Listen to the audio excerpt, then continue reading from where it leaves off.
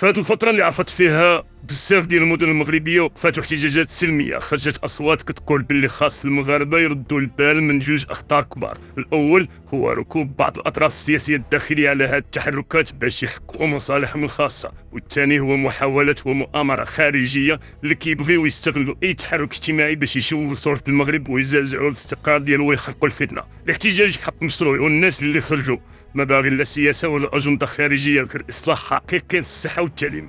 ولكن المشكل كيكون ملي كيتحول الصوت ديال الشعب الى اداه كتلعب بها بعض الجهات، شي كيصفي حساباته وشي من الخارج كيبغي يركب على الغضب باش يشعل الفوضى. علاش كيتقال كاين خطر خارجي؟ حيت كاين اطراف برا كتراقب اي احتجاج في المغرب وكتحاول تضخم الاحداث عبر الوسائل الاعلام ديالها باش تبين ان الوضع غير مستقر وتخلق صوره سلبيه على البلاد. هادشي كيخلي المطالب الاجتماعيه العادله تضيع وسط الضجيج السياسي والاعلامي. رساله المغاربه واضحه، الاحتجاجات خاصها تبقى نقيه سلميه ومركزه غير على المطالب الحقيقيه، الصحه والتعليم في المستوى. ما تعطيش فرصه لا اللي كيبغي يركب من الداخل ولا اللي كيتقبص من الخارج. وختاما، القوه ديال الشارع كاينه في الوحده ديالو، ماشي في الانقسام ولا في ركوب الاجندات.